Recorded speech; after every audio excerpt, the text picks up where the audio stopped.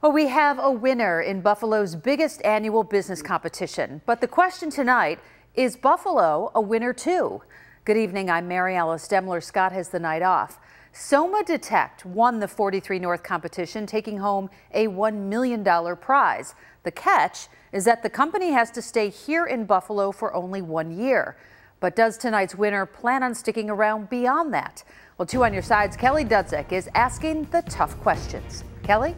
Mary Alice, an investigation by Charlotte Keith from Investigative Post revealed this week that only 3 of the 14 previous 43North winners from out of town actually stayed in Buffalo after the required year was up. So we wanted to see what this year's winner plans on doing. Winners compete each year for a total of $5 million in prizes. The competition is sponsored by the state.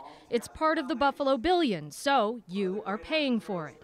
The winners also get startup space here in return for 43North getting a 5% stake in the company and the promise to stay in Buffalo for that first year. Charlotte Keith from Investigative Post spoke with 43North's executive director about the companies that leave.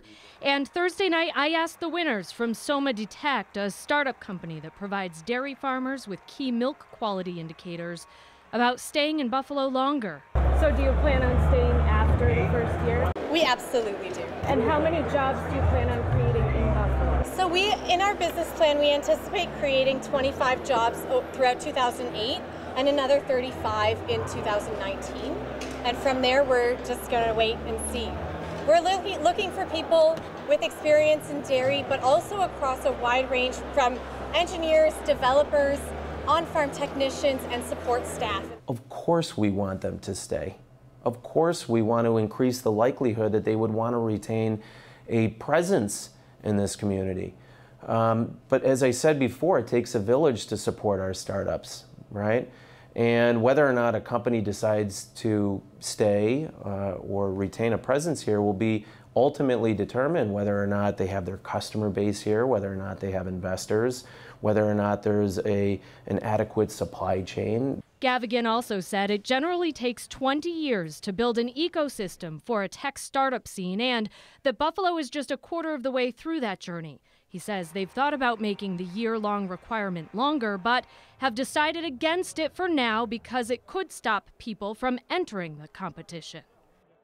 Squire, an app that lets men book haircuts at barbershops, won the $650,000 prize. That company is based in New York City.